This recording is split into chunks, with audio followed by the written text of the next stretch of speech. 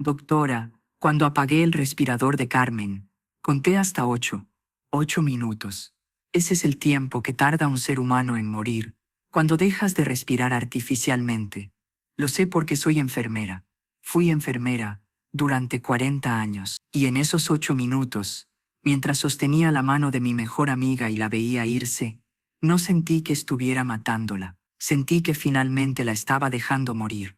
Sofía Ramírez pronunció esas palabras mirándome directamente a los ojos, sin lágrimas, sin temblor en la voz, solo una calma absoluta, que me resultó más perturbadora que cualquier llanto. Estaba sentada en la silla naranja de mi consulta en el Centro Penitenciario de Mujeres de Alcalá de Henares, con las manos cruzadas sobre el regazo del uniforme naranja que le quedaba grande, y hablaba de la muerte de su mejor amiga como quien habla de cerrar una ventana. Me llamo Elena Soto, tengo 52 años, y llevo 8 trabajando como psicóloga clínica en esta prisión. Creía que ya había escuchado casi todas las excusas posibles para matar, pero me equivoqué. Madres que mataron para proteger, esposas que mataron para liberarse, mujeres que mataron por rabia, por desesperación, por venganza, pero nunca había escuchado a nadie hablar de una muerte así, con esa calma inquietante, como si hubiera hecho lo correcto, como si volviera a hacerlo sin dudar.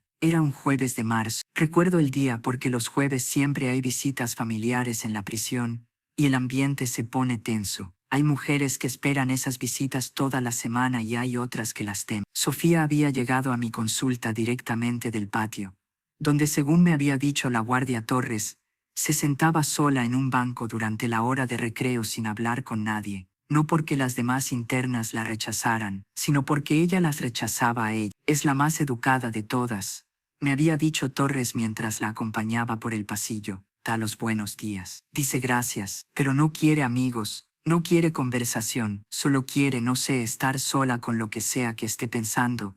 Y ahora entendía por qué. Porque Sofía no estaba procesando culpa, estaba procesando ausencia. La ausencia de alguien que había estado en su vida durante 40 años y ya no estaba, no porque la enfermedad se la hubiera llevado, sino porque ella misma la había ayudado a irse. Tu nombre es Sofía Ramírez, ¿verdad? 60 años, enfermera jubilada. Trabajaste en el Hospital La Paz durante casi toda tu carrera. Así es, doctora. 40 años en el mismo hospital. Empecé con 21 años recién salida de la escuela de enfermería. Me jubilé hace 2 años con 61. Pensaba que iba a disfrutar de mi jubilación, viajar un poco, leer todos los libros que nunca tuve tiempo de leer, pasar tiempo con Carmen, pero resulta que la vida tenía otros planes. Su voz era calmada, profesional incluso, el tipo de voz que usaría con un paciente, modulada, controlada, sin picos emocionales. Carmen era tu mejor amiga. Por primera vez vi algo moverse en su expresión, una pequeña sonrisa, triste pero genuina. Carmen era más que mi mejor amiga, era mi persona. ¿Conoce ese concepto? Algunas personas tienen un alma gemela romántica. Yo tuve un alma gemela en amistad. Nos conocimos el primer día de la escuela de enfermería. Teníamos 21 años, las dos nerviosas, las dos sin saber si íbamos a aguantar la primera semana. Nos sentamos juntas en la primera clase, y desde ese día durante 40 años, no hubo un solo día en que no habláramos, ni uno. 40 años, repetí, es mucho tiempo, es toda una vida, doctora, más tiempo del que muchos matrimonios duran. Carmen me vio casarme y divorciarme. Yo la vi criar a sus 3 hijos sola después de que su marido muriera en un accidente de tráfico. Trabajamos juntas en el hospital durante décadas, turnos de noche, emergencias, pacientes difíciles, pacientes que se morían en nuestras manos. Nos conocíamos mejor de lo que la mayoría de las parejas se conocen. Sabíamos cuándo la otra necesitaba café o necesitaba silencio, cuándo estábamos tristes aunque fingiéramos estar bien, cuándo necesitábamos un abrazo o necesitábamos espacio. Hizo una pausa larga, miró por la ventana de mi consulta hacia el patio vacío. Por eso cuando Carmen me hizo prometer lo que me hizo prometer, sabía que hablaba en serio, y sabía que si las posiciones fueran al revés, yo le habría pedido exactamente lo mismo. ¿Qué te hizo prometer? Pregunté aunque ya empezaba a imaginar la respuesta. Sofía volvió a mirarme. Sus ojos eran marrones, cálidos, del tipo que normalmente transmiten amabilidad, pero en ese momento transmitían algo mucho más firme que amabilidad, que cuando llegara el momento cuando su cuerpo ya no fuera capaz de sostener su vida de ninguna forma digna, yo la ayudaría a irse, que no la dejaría pudrirse conectada a máquinas, que respetaría su decisión de morir con dignidad en lugar de vegetar sin ella. El silencio en mi consulta se volvió incómodo, tanto que empecé a notar el zumbido del fluorescente, el murmullo distante de voces en el corredor, y mi propia respiración. Afuera alguien rió, un sonido extraño e inapropiado dado lo que estábamos discutiendo aquí dentro. ¿Cuándo te lo pidió?, pregunté con voz que salió más suave de lo que pretendía. Sofía se acomodó en la silla. Sus movimientos eran lentos, deliberados, como los de alguien que ha aprendido a no hacer movimientos bruscos en un lugar donde todo es observado. Fue hace 3 años, cuando le diagnosticaron ELA, esclerosis lateral amiotrófica. ¿La conoce? Asentí. Sí. Enfermedad neurodegenerativa, afecta a las neuronas motoras, paralización progresiva, fatal. Exacto. Carmen era enfermera, igual que yo. Sabía exactamente qué significaba ese diagnóstico. Había cuidado pacientes con ELA. Sabía cómo sería. Primero la debilidad en las manos, después en los brazos, después en las piernas, después ya no puedes caminar, después ya no puedes tragar, después ya no puedes respirar. La mente sigue despierta mientras el cuerpo poco a poco se va cerrando como una cárcel. La forma en que lo describía era clínica, pero debajo había algo más: dolor, miedo recordado. El día que le dieron el diagnóstico, me llamó. Sofía, me dijo, necesito que vengas a mi casa. Ahora fui. Estaba sentada en su sofá. Acababa de volver del neurólogo. Tenía los papeles del diagnóstico en las manos. Me miró y dijo, no voy a hacer esto. No voy a quedarme aquí mientras mi cuerpo se apaga pedazo por pedazo. Voy a tomar el control. ¿Qué respondiste? Le dije que había tratamientos, que había investigación, que tal vez encontrarían algo nuevo. Todas las cosas que dices cuando no quieres aceptar lo inaceptable. Carmen me miró con esa expresión que reservaba para cuando pensaba que estaba siendo ridícula. Sofía, me dijo, las dos hemos sido enfermeras el tiempo suficiente para saber cuándo estamos mintiendo. No hay cura, no habrá cura a tiempo para mí. Los tratamientos solo retrasan un poco lo inevitable. Y yo no quiero retrasar esto. Cuando llegue el punto de no retorno, cuando ya no pueda respirar por mí misma, quiero que me ayudes a irme. Sofía cerró los ojos como si el recuerdo doliera físicamente. Le dije que no. Le dije que no podía pedirme eso. Que era ilegal, que me meterían en prisión, que había otras formas, cuidados paliativos, sedación, algo. Abrió los ojos, me miró, pero Carmen conocía todas mis debilidades. 40 años, doctora, 40 años de conocerse. Sabía exactamente qué decir. Me tomó de las manos y me dijo, si fueras tú, si estuvieras muriendo de esta forma horrible, ¿querrías que yo te obligara a seguir, o querrías que respetara tu decisión? ¿Querrías que me quedara a tu lado hasta el final, o que te abandonara cuando más me necesitara? Vi cómo las manos de Sofía se apretaban sobre su regazo, los nudillos poniéndose blancos, y ahí fue cuando supe que lo haría, porque tenía razón. Si fuera yo, querría lo mismo, querría tener el control sobre mi propia muerte, y querría que mi mejor amiga estuviera ahí para ayudarme. ¿Le prometiste que lo harías? Le prometí, ese día, sentadas en su sofá. Le prometí que cuando llegara el momento, cuando ella decidiera que era suficiente, yo estaría ahí, que no la dejaría sola, que la ayudaría. El intercomunicador en la pared crepitó. Una voz metálica anunció que quedaban 15 minutos para el almuerzo. Sofía no reaccionó. Yo tampoco. Pero eso fue hace 3 años, dije. ¿Qué pasó entre ese momento y el final? Sofía suspiró. Un suspiro largo y profundo que parecía venir de algún lugar muy hondo. Vivimos. Eso es lo que pasó. Carmen vivió cada día al máximo. No se rindió. No se deprimió. Fue increíblemente valiente. Los primeros 6 meses después del diagnóstico, casi parecía que nada había cambiado. Seguía viniendo a mi casa para el café los domingos. Seguíamos yendo al cine los martes. Seguíamos caminando por el Retiro los sábados por la mañana. Pero entonces empezaron los síntomas. Pequeños al principio, tropezaba más de lo normal. Dejaba caer cosas. Su mano derecha empezó a debilitarse. No podía abrir frasco. Después no podía sostener una taza de café sin que temblara. La voz de Sofía empezó a quebrarse por primera vez. La veía deteriorarse poco a poco, y no podía hacer nada. Nada excepto estar ahí, acompañarla a las citas médicas, ayudarla cuando ya no podía vestirse sola, cocinar para ella cuando ya no podía sostener un cuchillo, leerle cuando sus manos ya no podían sostener un libro. Sus hijos vinieron cuando podían, pero viven lejos, y tienen sus propias vidas. Así que fui yo, siempre fui yo, no porque me lo pidiera, sino porque no había otro lugar donde quisiera estar. Hizo una pausa, respiró profundo, continuó. Hace un año Carmen ya estaba en silla de ruedas. Hace 6 meses necesitaba ayuda para todo: comer, bañarse, ir al baño. Cada día perdía un poco más de independencia, un poco más de dignidad. Y cada día yo veía en sus ojos la pregunta que no se atrevía a hacer todavía. ¿Ya? ¿Es hora? Y yo se lo decía con la mirada: todavía no, aún no. Porque no estaba lista, porque no quería perderla, porque mientras ella siguiera respirando, mientras siguiera mirándome con esos ojos que conocía desde hace 40 años, podía fingir que no iba a pasar, que no iba a tener que cumplir mi promesa. ¿Cuándo empezó a cambiar todo?, pregunté. Hace 4 meses. Carmen empezó a tener problemas para respirar. Sus pulmones se estaban debilitando. El médico dijo que pronto necesitaría ventilación asistida, que probablemente terminaría con un respirador permanente.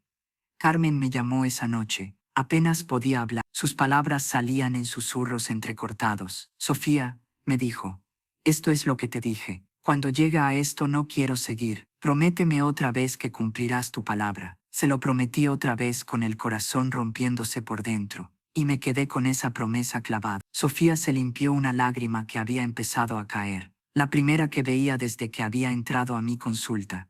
Pero entonces Carmen pensó que tal vez había una forma legal. Había oído que España había aprobado la ley de eutanasia, que ahora era posible morir con dignidad dentro del sistema. Así que investigamos. Leímos la ley, los requisitos, los pasos.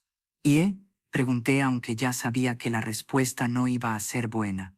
Y descubrimos que aunque Carmen calificaba, el proceso iba a tardar meses, 6 meses mínimo según el médico. 2 evaluaciones, comités, papeleo, esperas, y Carmen no tenía 6 meses. Tenía semanas, tal vez un mes. La ley dice que puedes solicitar la eutanasia si tienes una enfermedad grave e incurable, y un sufrimiento que no se puede aliviar. Carmen cumplía todos los requisitos, pero el sistema no estaba diseñado para la velocidad. Estaba diseñado para ser cuidadoso, para prevenir abusos, para asegurarse de que la decisión fuera completamente voluntaria e informada. Todo eso suena razonable en el papel, doctor, pero cuando estás ahogándote lentamente y sabes que solo va a empeorar, 6 meses es una eternidad. Su voz tenía rabia ahora, controlada pero presente.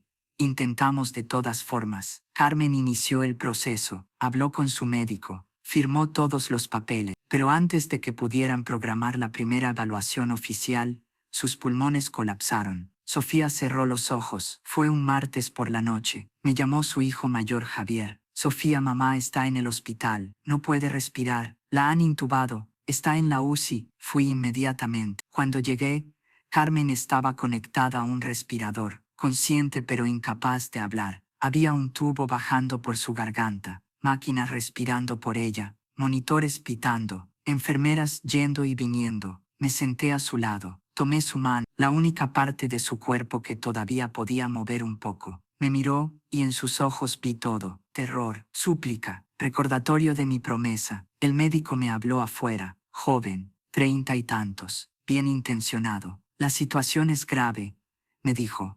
Su función pulmonar está muy deteriorada. Probablemente necesitará ventilación permanente. Podemos hacer una traqueostomía. Sería más cómodo que el tubo endotraqueal, pero básicamente estaría dependiendo de la máquina para respirar por el resto de su vida. ¿Cuánto tiempo?, le pregunté. Imposible saber. Días, semana, meses tal vez. Depende de cómo progresen sus otros sistemas. Calidad de vida. El médico bajó la mirada. Mínima. No podrá hablar con la traqueostomía. No podrá moverse. Básicamente estaría atrapada en su propio cuerpo. Exactamente lo que Carmen había dicho que nunca quería. Exactamente el escenario para el cual me había hecho prometer. Volví a su habitación. Los hijos de Carmen estaban ahí. Javier, Marta y el pequeño, Luis, los tres llorando, los tres esperando que el médico hiciera un milagro que ambas sabíamos que no existía. Me quedé hasta tarde, hasta que los hijos se fueron a descansar, hasta que el hospital se quedó en silencio. Solo el pitido constante de los monitores y el susurro mecánico del respirador. Sofía me miró directamente. Y entonces, doctora, cumplí mi promesa. La puerta de mi consulta se abrió. La guardia Torres asomó la cabeza. Doctora, se acabó el tiempo. Almuerzo. Sofía se levantó sin protestar. Caminó hacia la puerta. Antes de salir volteó. La semana que viene le cuento cómo fue. Esos 8 minutos. ¿Y por qué no me arrepiento de ni un segundo? La puerta se cerró. Me quedé sola con el zumbido del fluorescente y una pregunta que me iba a perseguir toda la semana. ¿Qué habría hecho yo en su lugar? Mientras Sofía hablaba, observaba cada detalle. Después de 8 años aquí había aprendido a leer el dolor de formas que van más allá de las palabras. Y el dolor de Sofía era diferente. No era culpa, era ausencia. La ausencia de alguien que había estado en su vida durante 40 años. Sofía, le dije, cuéntame más sobre esos meses, entre el diagnóstico y el final. Ella cerró los ojos. Los primeros 6 meses fueron casi normales. Carmen seguía siendo Carmen. Reía. Hacíamos planes sobre viajes que nunca haríamos. Cuando esto pase, decía, aunque ambas sabíamos que no iba a pasar. Pero después empezó a tropezar. Al principio pensé que era torpeza. Después se cayó en el supermercado. Me llamó desde el hospital. Sofía, me dijo, está empezando. Las caídas se volvieron frecuentes. Después el bastón no fue suficiente. Después silla de ruedas. Cada pérdida era como un pequeño funeral. Una noche, 8 meses después del diagnóstico, fui a visitarla. Estaba mirando por la ventana. ¿Recuerdas cuando corríamos juntas?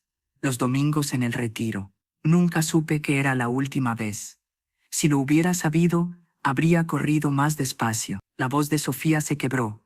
Hay tantas últimas veces, me dijo, y nunca las vemos venir. Pero esta vez sí lo sé. Y eso es peor. Esa noche le pregunté si estaba segura sobre su decisión. Me miró con tristeza. Ya no se trata de si quiero vivir. Se trata de cómo quiero morir. Durante el año siguiente, vivimos cada día. Carmen no se rindió. Una de las últimas veces que salimos, la llevé al parque. Era otoño. Carmen miraba las hojas caer. Mira cómo caen, me dijo. Sin resistencia. Solo dejándose ir. ¿Crees que duele para el árbol? ¿Estabas lista entonces para soltar? Casi, me dijo. Casi. Por eso cuando Carmen terminó en ese hospital, supe que era el momento. No porque yo estuviera lista, sino porque ella lo estaba. Las palabras de Sofía quedaron flotando en el aire. Miré el reloj en la pared. Nos quedaban solo minutos, pero sentía que necesitábamos horas, días, para procesar lo que acababa de compartir. ¿Cómo te sientes ahora?, le pregunté. Aquí, en este momento, hablando de todo esto. Aliviada, respondió sin dudar. Es extraño. Llevo 9 meses guardándome tanto. Aquí en la prisión, no puedes mostrar debilidad. No puedes llorar abiertamente. No puedes ser vulnerable, porque la vulnerabilidad se lee como debilidad. Y la debilidad te hace objetivo. Así que he cargado esto sola, esta historia, este dolor, esta certeza de que hice lo correcto mezclada con la devastación de haber perdido a mi persona. Pero contártelo a ti, doctora, ha sido un alivio que no sabía que necesitaba, como si finalmente pudiera respirar después de meses conteniendo el aliento. Durante los 7 días que pasaron hasta la siguiente sesión con Sofía, no pude dejar de pensar en Carmen, en una mujer que no había conocido pero que sentía que conocía, en cómo debe ser mirar a tu mejor amiga de 40 años y saber que te está pidiendo que que lo llamemos eutanasia o muerte asistida, no cambia lo esencial. Alguien deja de vivir porque tú tomas una decisión. Investigué el caso. Los registros judiciales eran públicos. Sofía Ramírez Fernández, 60 años, enfermera jubilada, sin antecedentes penales, acusada de homicidio piadoso. La fiscalía había pedido 8 años. La defensa había argumentado circunstancias extremadamente atenuantes. El juez había dado 4 años, de los cuales serviría probablemente 2 con buen comportamiento. Estaba en el mes 9 de su sentencia. También encontré artículos. El caso había tenido cierta cobertura mediática. Enfermera mata a mejor amiga en acto de piedad. El caso que expone las fallas de la ley de eutanasia. Ángel de la muerte o amiga compasiva. Los comentarios online estaban divididos. La mitad decía que Sofía era una asesina que merecía pudrirse en prisión. La otra mitad decía que era una heroína que había tenido el coraje de hacer lo que el sistema no permitía. Nadie parecía estar en el medio. Nadie parecía capaz de aceptar que las dos cosas podían convivir al mismo tiempo. Leí la declaración que Sofía había dado a la policía. Frío actual, sin intentar justificarse ni defenderse. Entré a la habitación de la UCI a las 3:17 de la madrugada. Verifiqué que no hubiera enfermeras en el pasillo. Cerré la puerta. Me senté junto a Carmen. Le dije que la amaba. Le dije que todo estaría bien. Después apagué el respirador. Sostuve su mano mientras moría. Tomó 8 minutos. A las 3:25 llamé a la enfermera de turno y reporté que Carmen había fallecido. Cuando preguntaron qué había pasado, confesé inmediatamente. No hubo drama, ni intentos de escapar, ni una sola negación. También encontré una entrevista que uno de los hijos de Carmen, Javier, había dado a un periódico. Mi madre no quería morir así, había dicho. Llevaba años diciéndonos que si alguna vez terminaba conectada a máquinas, no la mantuviéramos viva artificialmente, pero nosotros no podíamos hacer ese peso, no podíamos decidir. Sofía tuvo el coraje que nosotros no tuvimos, y ahora está en prisión por ello. No es justo. El martes Sofía entró a mi consulta con la misma calma de la semana anterior. Se sentó, me miró, esperó. La semana pasada dijiste que cumpliste tu promesa. Empecé, que entraste a la UCI y apagaste el respirador. ¿Quieres contarme exactamente cómo fue? Sofía sintió como si hubiera estado esperando exactamente esa pregunta. Por supuesto, pero primero necesita entender algo, doctora. No fue un acto impulsivo. No fue algo que decidí en el momento. Lo había pensado durante semanas. Desde que Carmen había ingresado al hospital, sabía que probablemente llegaría a esto. Y sabía que cuando llegara, tendría que estar lista. Había estudiado los turnos del hospital. Sabía que entre las 3 y las 4 de la madrugada era el momento más tranquilo. Menos enfermeras, menos médicos. La UCI tenía cámaras, pero no en todas las habitaciones. La de Carmen no tenía porque era una habitación de aislamiento por precaución. No por COVID, sino por otra cosa. Suerte para algunos, destino para otros. Los hijos de Carmen se habían ido a las 10 de la noche, agotados, destrozados. Les dije que yo me quedaría un rato más, que descansaran, que los llamaría si había cambios. Se fueron agradecidos. Me quedé, sentada junto a la cama de Carmen, sosteniéndole la mano, mirándola. Su cara estaba pálida. Tenía los ojos cerrados, pero sabía que no estaba durmiendo, solo descansando. El tubo en su garganta le impedía hablar, pero podía comunicarse con los ojos, y con la mano, podía apretar ligeramente. Sofía miró sus propias manos como si estuviera viendo aquella noche otra vez. A la 1 de la mañana, abrió los ojos, me miró, apretó mi mano 3 veces, nuestra señal. Desde hace años, 3 apretones significaban te quiero. Le apreté de vuelta, 3 veces. Después movió los ojos hacia el respirador. Después hacia mí, después cerró los ojos por un segundo largo, y cuando los volvió a abrir, había una pregunta en ellos que era imposible malinterpretar. Ahora, asentí, no con la cabeza, no podía, pero con los ojos. Le dije que sí con los ojos. Vi algo en su expresión. Alivio. Gratitud. Paz. Esperé. No podía hacerlo con los hijos en el hospital. No podía hacerlo con enfermeras yendo y viniendo. Tenía que esperar el momento correcto. A las 2 de la madrugada, la enfermera de turno vino a chequear los signos vitales. Una chica joven, 20 y tantos. Revisó todo. Anotó en su tabla. Me sonrió con simpatía. ¿Lleva toda la noche aquí?, me preguntó. Sí, es mi mejor amiga. Debería descansar un poco. Hay una sala de espera con sofás. Estoy bien aquí. Se fue. La escuché atender a otros pacientes. Escuché sus pasos alejándose por el pasillo. Escuché el murmullo de voces en la estación de enfermeras. Esperé. A las 3:10, el pasillo se quedó en silencio completo. Solo el pitido constante de los monitores, el susurro de los respiradores. el zumbido de las luces fluorescentes. Me levanté, fui a la puerta, miré afuera, el pasillo estaba vacío. La enfermera estaba en la estación escribiendo algo, de espaldas. Cerré la puerta de la habitación de Carmen, no con llave. No podía, pero la cerré. Volví a la cama, me senté, tomé la mano de Carmen con ambas manos. Sofía se detuvo, respiró profundo. Sus ojos estaban húmedos pero no lloraba.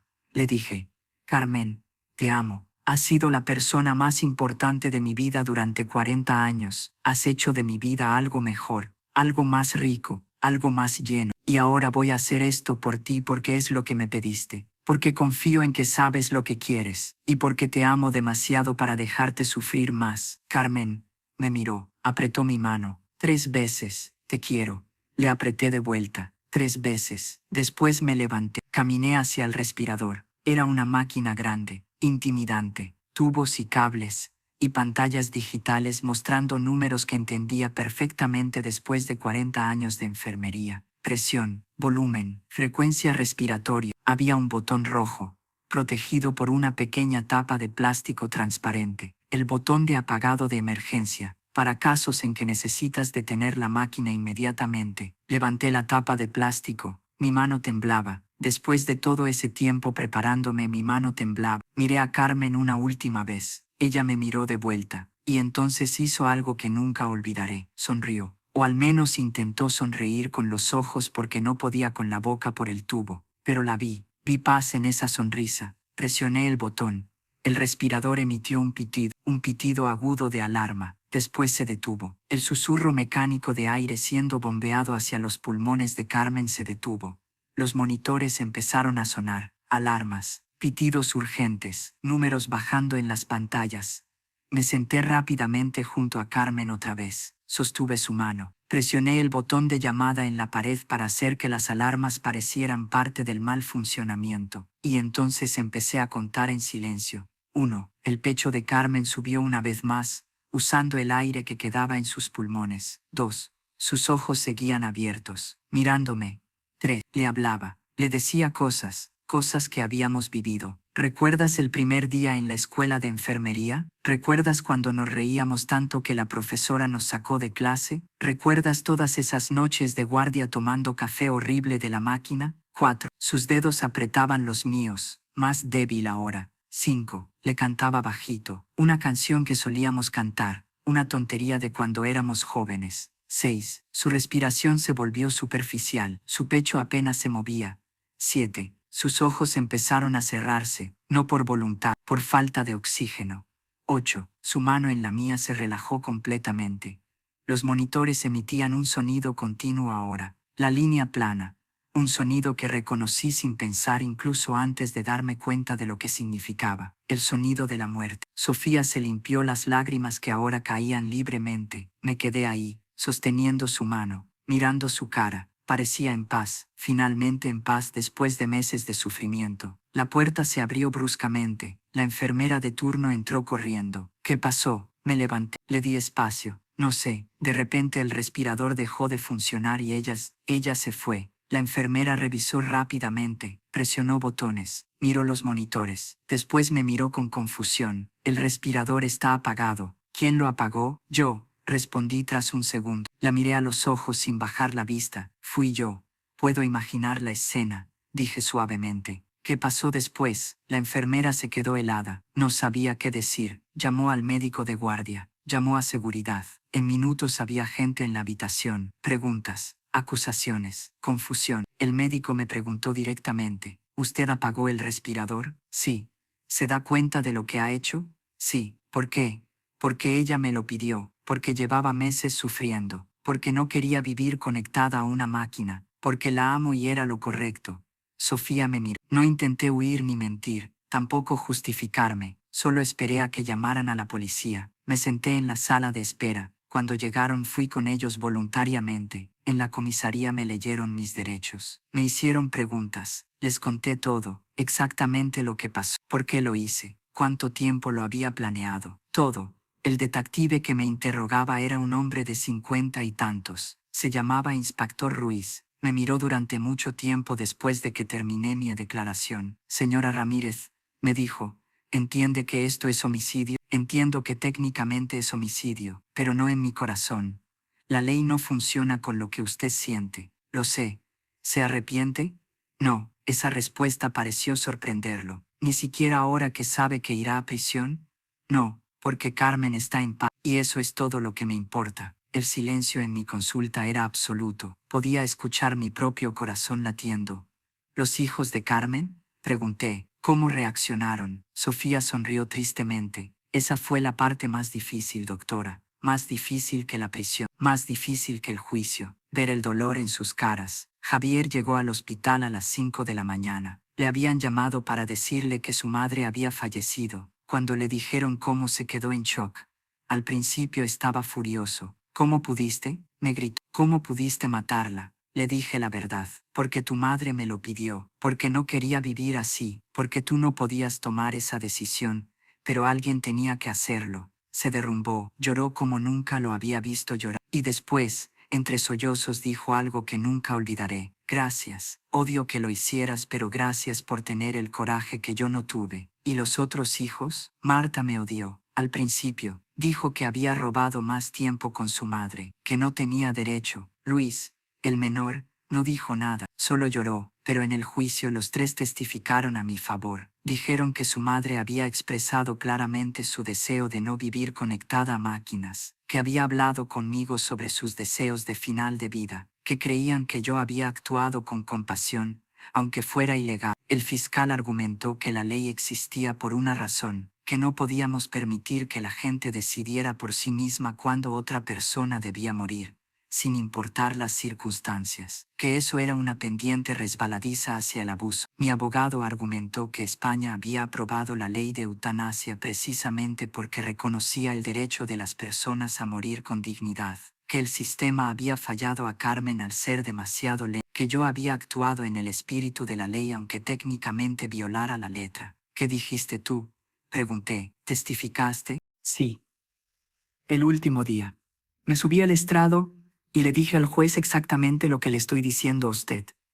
Que amaba a Carmen, que ella era mi persona, que me había pedido ayuda y yo se la había dado, que volvería a hacerlo, que no me arrepentía. El juez me miró durante mucho tiempo. Después dijo: Señora Ramírez, entiendo su dolor, entiendo su motivación, pero la ley existe para protegernos de nuestras propias emociones, para asegurarnos de que las decisiones sobre la vida y la muerte no se tomen en momentos de desesperación. La condeno a 4 años de prisión, pero también recomiendo fuertemente que se revise la ley de eutanasia para casos como el suyo. 4 años, repetí. ¿Cómo ha sido? Sofía se encogió de hombros. Difícil, como esperaba, pero no tan difícil como ver a Carmen sufrir durante meses. No tan difícil como contarle que el sistema no la ayudaría a tiempo. No tan difícil como prometerle algo sabiendo que me costaría mi libertad. Aquí tengo tiempo para pensar, para recordar, para procesar.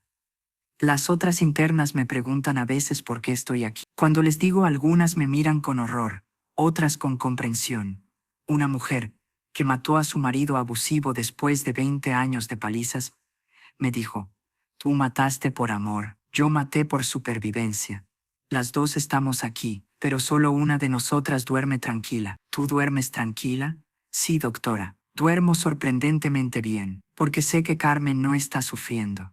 Cese murió como quería morir, en paz, con alguien que la amaba sosteniéndole la mano. Para mí eso justificaba cualquier condena. La puerta se abrió. Guardia Torres. Doctora, se acabó el tiempo. Sofía se levantó. Antes de irse me miró. La próxima semana le cuento sobre las cartas, las que he recibido, y por qué este caso importa más que solo Carmen y yo. Salió. La puerta se cerró. Me quedé sola pensando en 8 minutos, en cómo 8 minutos pueden cambiar 2 vidas para siempre, la de la persona que muere y la de la persona que la ayuda a morir. Y me pregunté: cuando llegue mi momento, ¿tendré una amiga como Sofía o terminaré conectada a máquinas sin decidir nada, esperando que alguien más elija por mí? Cuando Sofía describió esos 8 minutos, el tiempo pareció detenerse. Podía verlo, las manos entrelazadas, el amor y el terror mezclados. Sofía, pregunté, ¿Qué pensabas mientras contabas? Pensaba en demasiadas cosas a la vez, hasta que dejé de pensar en nada concreto. En ese primer día en la escuela de enfermería, en 40 años condensados en 8 minutos. En el minuto 3, pensé, tal vez debería detener esto, tal vez hay un milagro, pero vi sus ojos, y no había súplica de detente, había continúa. En el minuto 5 le hablé sobre el cielo. Tu esposo te está esperando. Después de todos estos años finalmente estarán juntos. En el minuto 7 entré en pánico, porque iba a perder a mi mejor amiga para siempre. Quise gritarle que se quedara, que la necesitaba. Pero no lo hice, porque ese momento era sobre ella.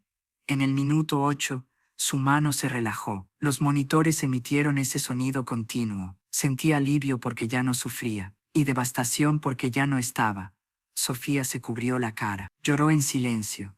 ¿Sabe qué fue lo más extraño? Después del caos, hubo un momento donde sentí a Carmen, no físicamente, pero la sentí, y podría jurar que la escuché. Gracias, te amo, ahora vive. Tal vez solo fue mi mente buscando consuelo. Aún así decidí quedarme con esa sensación. Después de contar hasta 8, me quedé ahí. Los médicos vinieron, esperé en la sala mientras hacían protocolos. Los hijos llegaron. Les dije que su madre había muerto pacíficamente. Todo era verdad. Lo que no les dije era cómo exactamente. Eso vino cuando la enfermera empezó a preguntar, y yo no pude mentir. Les dije la verdad a todos. Yo apagué el respirador. Carmen me lo pidió. Cumplí mi promesa. Javier se derrumbó. Marta gritó. Luis solo miraba, y yo esperé a que vinieran por mí, porque sabía que vendría. Vi lágrimas en los ojos de Sofía, pero eran diferentes a las anteriores. No eran de dolor puro, eran de algo más complejo, dolor mezclado con paz, pérdida mezclada con propósito. ¿Sabes qué me dijo Carmen una semana antes de morir? Preguntó Sofía de repente. Estábamos sentadas en su apartamento. Ella apenas podía mover los brazos. Yo le estaba dando de comer sopa, y me miró con esos ojos que todavía brillaban con inteligencia, y me dijo, Sofía, cuando me vaya, no quiero que te quedes estancada en el dolor. Quiero que uses esta experiencia, para ayudar a otros. Le pregunté cómo podría yo usar algo tan doloroso para bien, y ella dijo, cuenta nuestra historia. Habla sobre lo que es realmente morir, no la versión de Hollywood donde todo es pacífico y bonito, la versión real, la aterradora, la que hace que la gente tenga miedo, y después diles que hay otra forma, que podemos elegir dignidad sobre sufrimiento. Sofía se limpió las lágrimas. Así que eso es lo que estoy haciendo, cumpliendo esa última petición también. Durante la semana después de esa sesión, no pude quitarme de la cabeza la imagen de Sofía sentada junto a la cama de Carmen, contando hasta 8. 8 minutos que lo cambiaron todo. Minutos que la transformaron de enfermera compasiva en criminal condenada y que al mismo tiempo le dieron paz a una mujer moribunda. Investigué más sobre la ley de eutanasia en España. Se había aprobado en 2021. Era una de las leyes más progresistas de Europa en ese sentido. Permitía la eutanasia activa para personas con enfermedades graves e incurables que causaran sufrimiento insoportable. Pero el proceso era estrictamente regulado. Múltiples evaluaciones médicas, períodos de espera, comités de revisión, todo diseñado para prevenir abuso. En teoría era perfecto.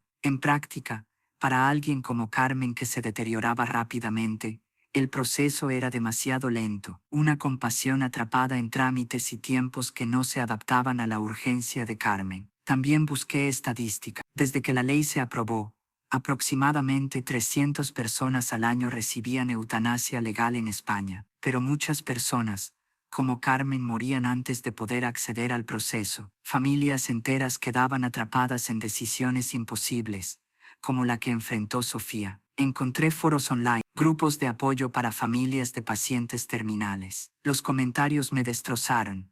Mi madre tiene Alzheimer avanzado. Hace años me hizo prometer que no la dejaría vegetar, pero no puedo hacer nada, solo esperar a que todo termine. Mi esposo tiene cáncer en etapa final. El dolor es insoportable. Me pide todos los días que lo ayude a irse. Me siento tan impotente. La eutanasia legal es un privilegio para quienes tienen tiempo. Mi padre no tuvo tiempo. Murió ahogándose en su propio fluido. Solo, asustado, mientras yo estaba en la sala de espera, porque no era hora de visitas. Historias de sufrimiento. de sistemas que fallaban, de familias rotas. El martes Sofía entró distinta como la había visto antes. Había algo en sus ojos, una determinación nueva, o tal vez antigua pero renovada. Dijiste que querías contarme sobre las cartas, empecé. Sí, las cartas. Doctora, desde que fui sentenciada, he recibido más de 2000 cartas, más de las que jamás imaginé, de personas que nunca he conocido, de toda España, de otros países. ¿Qué dice? Sofía sacó un sobre del bolsillo de su uniforme. Los prisioneros podían guardar algunas pertenencias personales. Un sobre era una de las de Sofía. Puedo leer algunas. Las traigo conmigo. Necesitaba recordar por qué importa. Abrió el sobre. Sacó varias cartas dobladas, papel arrugado de tanto leerlo. Esta es de una mujer en Barcelona. Se llama Montserrat. 72 años. Dice: Querida Sofía, mi esposo murió de ELA hace 3 años. Yo no tuve tu coraje. Lo vi sufrir durante meses. Conectado a máquinas, sin poder hablar, sin poder moverse, solo sus ojos moviéndose, suplicándome. Y yo no pude ayudarlo, porque tenía miedo, miedo de la ley, miedo de la prisión, y por mi miedo, él sufrió innecesariamente. Tú hiciste lo correcto. Gracias por mostrarme que el amor a veces significa dejar ir. Sofía dobló la carta cuidadosamente, sacó otra. Esta es de un hombre en Sevilla, Javier, 40 años. Sofía, mi madre está ahora mismo en un hospital. Cáncer terminal, metástasis en todo el cuerpo. Me pide todos los días que la ayude, que le dé más morfina, que acabe con esto. Y yo no sé qué hacer. Tu historia me ha dado perspectiva. No sé si tendré tu valentía, pero saber que alguien más ha enfrentado esta decisión hace que me sienta menos. Solo, otra carta. Esta es de una doctora en Madrid, crítica conmigo. Dice: Señora Ramírez, aunque entiendo su dolor, lo que hizo estableció un precedente peligroso. La eutanasia debe ser regulada estrictamente. Si permitimos que familiares y amigos decidan cuándo alguien muere, abrimos la puerta al abuso. Y si alguien decide que su familiar sufre demasiado solo porque es una carga económica, su caso es complicado porque su amor por Carmen era evidente. Pero no todos tienen ese amor. Sofía me miró. En parte tiene razón. ¿Sabe? Esa doctora tiene un punto válido. ¿Tú crees eso? Pregunté sorprendida. Creo que la ley existe por razones buenas. Creo que tiene que haber controles, protecciones, pero también creo que el tema actual es demasiado rígido, que no considera casos individuales, que trata la compasión como si fuera un crimen. Sacó otra carta. Esta parecía oficial. Papel más grueso. Esta es del Comité de Ética Médica del Colegio de Enfermeras de Madrid. Me han invitado a hablar después de cumplir mi sentencia. Quieren discutir el rol de las enfermeras en el final de la vida, cómo equilibrar compasión con legalidad, cómo apoyar a pacientes terminales que quieren morir con dignidad. ¿Vas a ir?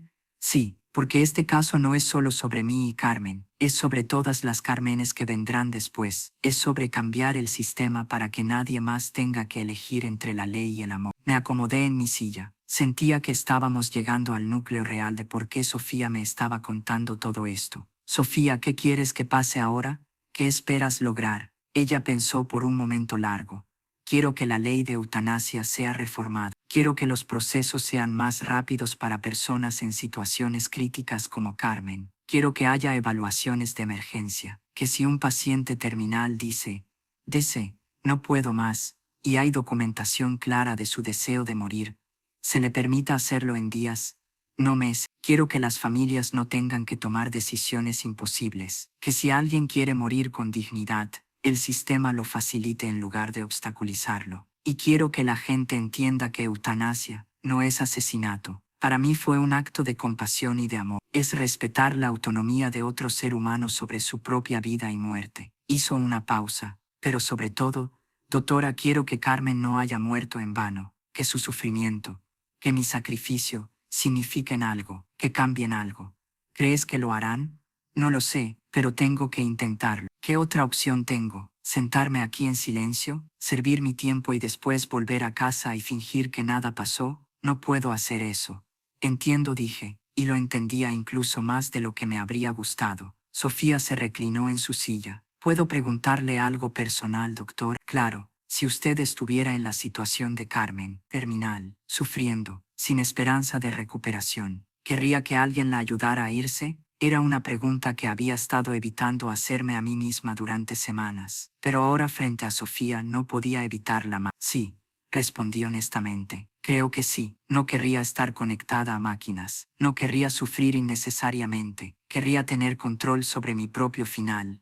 Sofía asintió. La mayoría de la gente dice lo mismo cuando se lo preguntas en abstracto, pero cuando llega el momento real, cuando es tu vida la que está en juego, muchos se aferran, luchan, porque la vida, incluso una vida de sufrimiento, es todo lo que conocemos. La muerte es lo desconocido. Carmen era diferente. No tenía miedo de morir, tenía miedo de sufrir. Y esa es una diferencia crucial. ¿Hablaste con Carmen sobre esto?, pregunté. ¿Sobre sus miedos? Todo el tiempo, especialmente en los últimos meses. Pasábamos horas hablando. Sobre la vida, sobre la muerte, sobre lo que creía que pasaría después. Carmen no era particularmente religiosa, pero creía en algo, en una energía, en que las personas que amamos nos esperan en algún lugar. Su esposo había muerto hace 15 años. Decía que lo extrañaba todos los días, que estaba lista para verlo otra vez. Le preguntaba, ¿y si no hay nada? ¿Y si solo es vacío? Ella reía. Entonces al menos no estaré sufriendo, decía. El vacío suena pacífico comparado con esto. Tenía un sentido del humor increíble.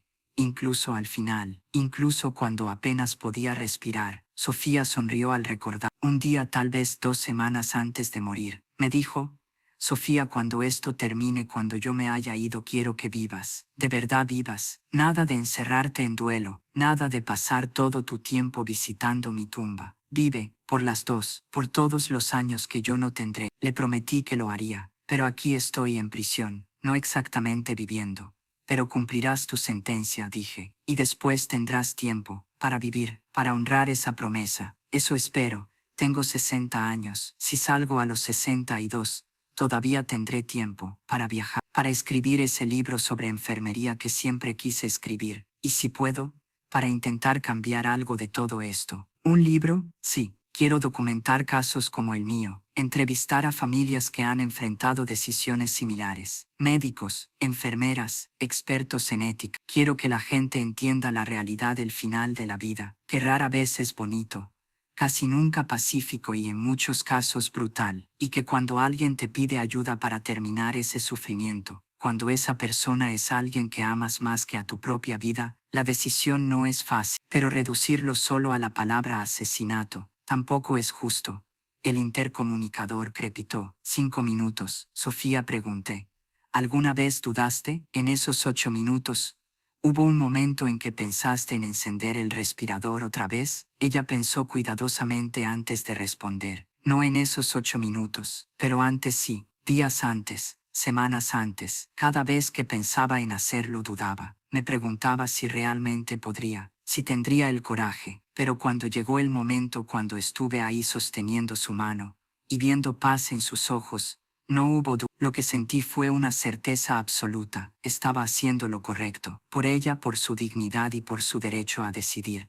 Si hubiera dudado, si hubiera vacilado, habría sido por mí, por mi miedo, por mi egoísmo de no querer perderlo. Pero ese momento no tenía que ver conmigo, sino con lo que ella necesitaba, y ella quería irse. La puerta se abrió. Torres asomó la cabeza. Ramírez, hora de ir. Sofía se levantó, caminó hacia la puerta, se detuvo en el umbral. La próxima semana le cuento el final, cómo me siento ahora, y qué espero que la gente entienda de todo esto. Se fue. Me quedé sola con todas esas cartas que Sofía había compartido, con todas esas historias de sufrimiento y decisiones imposibles. Y me di cuenta de algo. Este caso no se trataba realmente de si Sofía tenía razón o no. Era sobre un sistema que fuerza a las personas a tomar decisiones que nunca deberían tener que tomar solas. Después de leer las cartas de Sofía, pedí permiso para ver más. Pasé una tarde entera leyendo cientos de cartas. De médicos frustrados, de familiares que habían tomado decisiones similares, de pacientes terminales que escribían: si tuviera una amiga como tú, no tendría miedo. Las que más me afectaron fueron de personas mayores escribiendo: tengo miedo de terminar así, sin control. Tu historia me dice que alguien entiende. También había cartas críticas. Eres una asesina. Mereces pudrirte en prisión. Le pregunté a Sofía cómo le afectaba. Al principio me dolían, porque técnicamente tienen razón. Yo maté a Carmen, pero después me di cuenta. La gente que me escribe esas cartas nunca ha estado en mi posición. Es fácil juzgar desde la distancia, pero cuando estás ahí, las certezas morales dejan de ser tan claras. ¿Crees que hay una respuesta correcta? No sé si hay respuesta universal, pero había una correcta para Carmen y para mí. No sé si eso significa que todos deberían poder hacer lo mismo. Por eso necesitamos mejores leyes. Hubo una carta que me hizo llorar, de una chica de 16 años. Mi abuela tiene cáncer. Mis padres dicen que tiene que luchar, pero yo la veo sufrir. Y me pregunto, ¿por qué el amor significa hacer sufrir? Eso es lo que espero. No que todos estén de acuerdo, sino que piensen, que hablen con sus familias sobre final de vida antes de que sea tarde. Más familias necesitan esas conversaciones, porque Carmen y yo las tuvimos. Yo sabía exactamente qué quería. El intercomunicador crepitó, la voz metálica de siempre. 5 minutos. Sofía asintió. Se preparó para levantarse, pero entonces se detuvo. Doctora, ¿puedo preguntarle algo antes de irme? Claro. ¿Cree que soy mala persona? La pregunta me tomó completamente por sorpresa, porque en todas nuestras sesiones, en todas las historias que Sofía había compartido, nunca había mostrado inseguridad real sobre su decisión. Hasta ahora, no, respondí inmediatamente. No creo que seas mala persona. Creo que eres una persona buena que tomó una decisión imposible en circunstancias imposibles. Y creo que el mundo sería mejor si más personas tuvieran tu coraje y tu compasión. Sofía sonrió, una sonrisa pequeña pero genuina. Gracias. Necesitaba escuchar eso. A veces, en las noches me pregunto si Carmen estaría decepcionada, si me vería aquí, en prisión, y pensaría que no valió la pena. ¿Qué crees tú que pensaría? Creo que pensaría que estoy exactamente donde necesito estar, haciendo exactamente lo que necesito hacer, viviendo con las consecuencias de mi amor por ella, y honrándola con cada día que respiro. Las semanas después de mi tercera sesión con Sofía estuvieron marcadas por algo inesperado. Yo misma empecé a recibir mensajes. Colegas que sabían que estaba tratando a Sofía Ramírez me escribían preguntando sobre el caso. Periodistas que querían entrevistas. Incluso recibí un email de una productora de documentales interesada en hacer una pieza sobre casos de eutanasia en España. Decliné todas las solicitudes. Mi rol era ser terapeuta, no portavoz, pero no pude evitar pensar en cómo este caso había tocado un nervio en la sociedad, en cómo revelaba una verdad incómoda que muchos preferían ignorar. Todos, tarde o temprano, vamos a enfrentarnos a la muerte, y la mayoría de nosotros queremos hacerlo con dignidad, pero el sistema no siempre lo permite. También hice algo que normalmente no hago. Hablé con otros profesionales de salud mental sobre el caso. En una conferencia de psicología penitenciaria, presenté el caso de Sofía de forma anónima. Las reacciones fueron variadas. Es claramente culpable, dijo un colega. No importa sus motivaciones, mató a alguien. Pero es realmente asesinato si la persona pidió morir, argumentó otra. Filosóficamente no es eso asistencia, no homicidio. La discusión duró horas. No llegamos a ningún consenso, porque no lo hay. Esa es la verdad del caso de Sofía. No hay una respuesta correcta, solo decisiones imperfectas. El martes, cuando Sofía entró a mi consulta por última vez antes de nuestra pausa programada, parecía diferente, más ligera, como si decirlo en voz alta le hubiera aliviado algo que llevaba demasiado tiempo dentro. Esta es nuestra última sesión por ahora.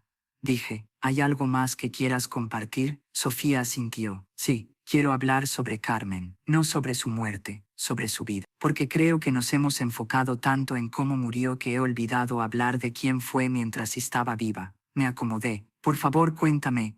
Carmen era la persona más generosa que conocí en mi vida. Como enfermera siempre se quedaba horas extras para asegurarse de que sus pacientes estuvieran cómodos. Se aprendía los nombres de todos, no solo los pacientes, los familiares, el personal de limpieza, a cualquiera que pasara por allí. Había una paciente, la recuerdo claramente, que tenía demencia avanzada. Nadie venía a visitarla. Carmen iba a su habitación todos los días después de su turno, le leía el periódico, le cepillaba el cabello, le hablaba como si la señora pudiera entender cada palabra. ¿Por qué lo haces?, le pregunté una vez. Ni siquiera te reconoce. Carmen me miró como si hubiera dicho algo absurdo. Puede que no me reconozca, pero aún merece ser tratada como un ser humano. Aún merece compañía. Eso era Carmen. Veía la humanidad en todo. Cuando crió a sus hijos después de que su esposo murió, trabajaba turnos dobles, a veces triples, pero nunca se quejaba. Nunca decía que estaba cansada. Los tres terminaron la universidad.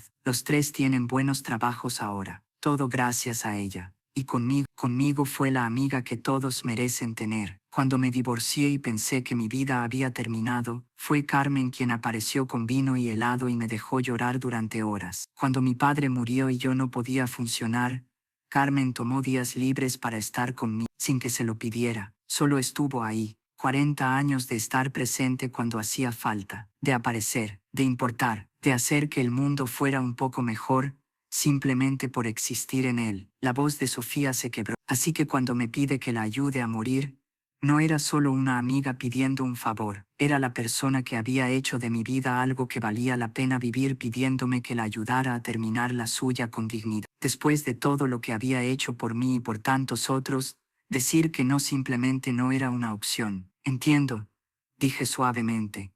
Sofía se limpió las lágrimas. Hay algo más que quiero que sepa, doctora. Algo que no le dije al juez. Algo que no está en ningún registro oficial. ¿Qué es? La noche antes de que Carmen fuera hospitalizada por última vez cuando todavía estaba en casa, tuvimos una conversación. Fue la última conversación real que tuvimos donde ella podía hablar. Me llamó. Eran las 11 de la noche. Inusual. Sofía, dijo con voz débil.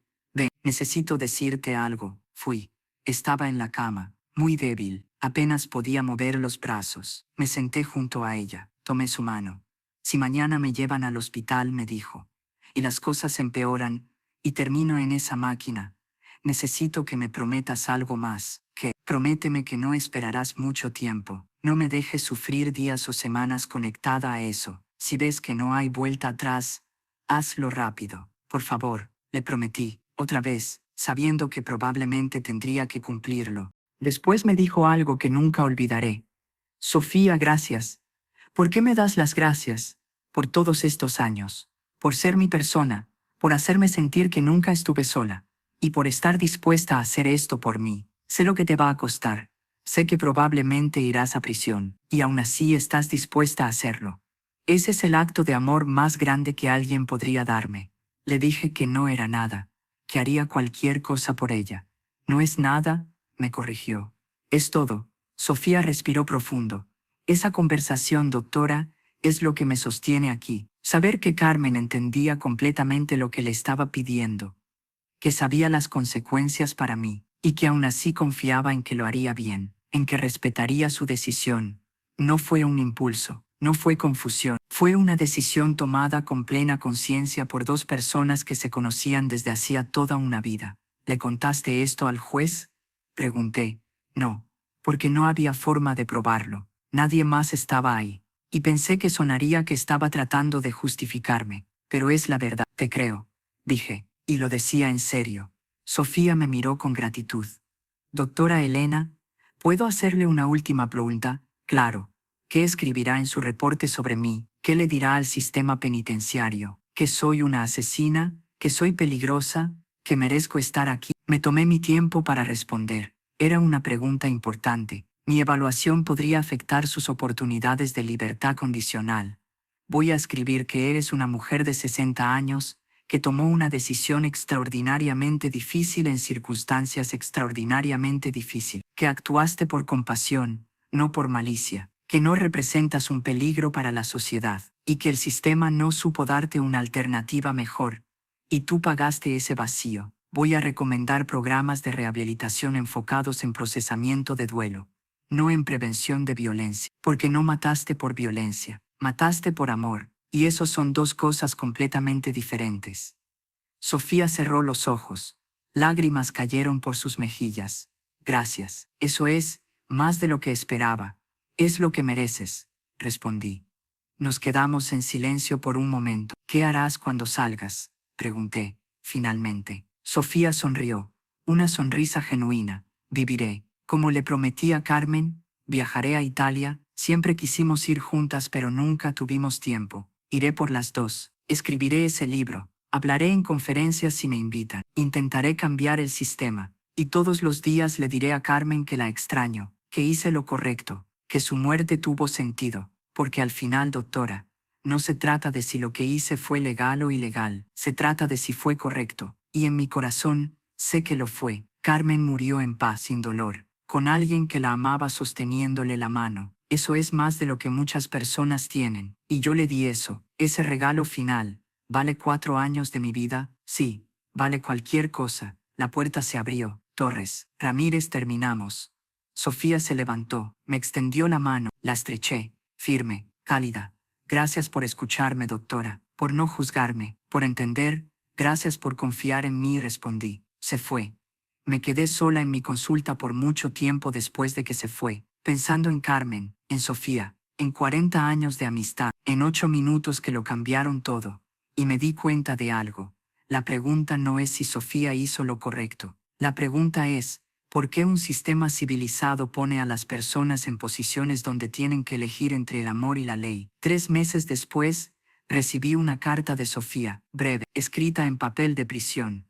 Doctora Elena, quería que supiera que el Comité de Revisión de Casos ha recomendado mi libertad condicional para el próximo año. Su reporte fue citado como factor clave. Gracias. También quería decirle que un grupo de legisladores está revisando la ley de eutanasia. Han solicitado mi testimonio como parte de las audiencias. Parece que la historia de Carmen podría ayudar a cambiar algo después de todo. Sigo pensando en ella todos los días, sigo extrañándola, pero también sigo sintiendo que hice lo correcto. Con gratitud, Sofía.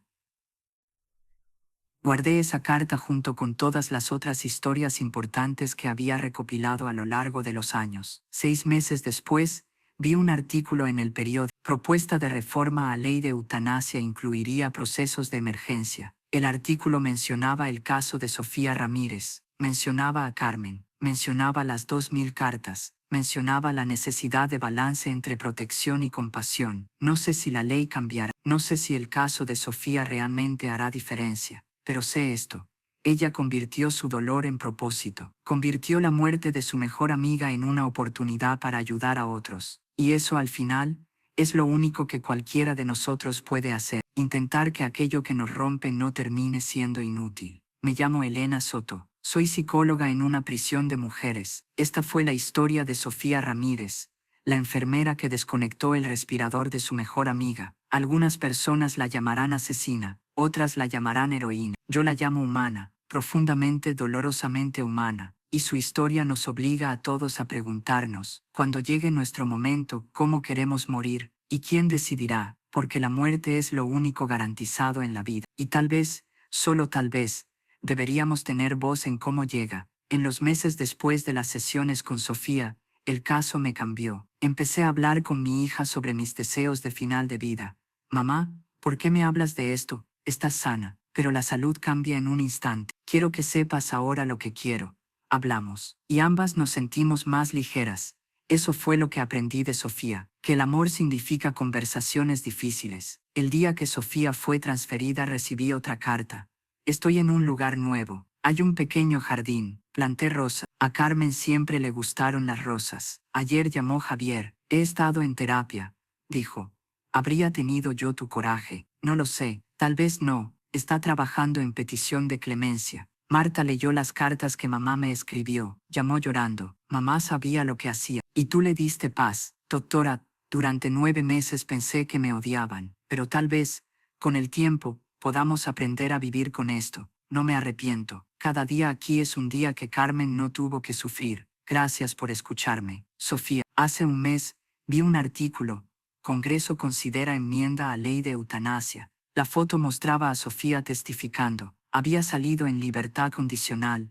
Nos reunimos en un café. ¿Cómo estás? Viva. Intentando vivir como se lo prometí. Me habló sobre Italia, sobre visitar ciudades que planearon juntas. Dejó rosa en cada ciudad, por Carmen. ¿Y el libro? Ya va por la mitad. Se publica el próximo año. ¿Cómo estás, realmente? Algunos días bien, otros siento el peso de haber matado a quien más amaba. Pero Carmen dijo que el amor verdadero significa cargar pesos invisibles. Y ese peso es mío. Gracias por todo. No hice gran cosa. Me escuchaste, me creíste. Eso es todo.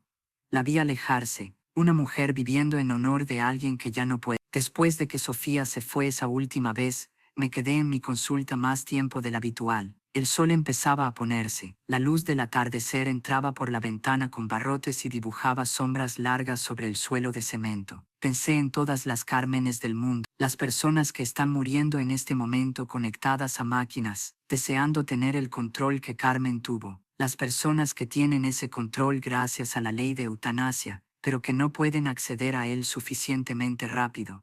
Pensé en todas las Sofías, las amigas, parejas, familiares que sostienen manos mientras sus seres queridos mueren, algunos con bendición legal, otros, como Sofía, cruzando líneas que la sociedad dice que no deben cruzarse. ¿Quién tiene razón? ¿La ley que afirma que matar siempre está mal? ¿O el amor que a veces entiende que dejar morir también puede ser un acto humano? No tengo respuesta, solo tengo la historia de Sofía, y la certeza de que esta historia necesitaba ser contada, porque tal vez, solo tal vez, alguien la lee, alguien que esté enfrentando la misma decisión, y tal vez, esa persona se sienta menos sola, menos monstruosa, menos perdida, y tal vez, en algunos casos, eso sea suficiente.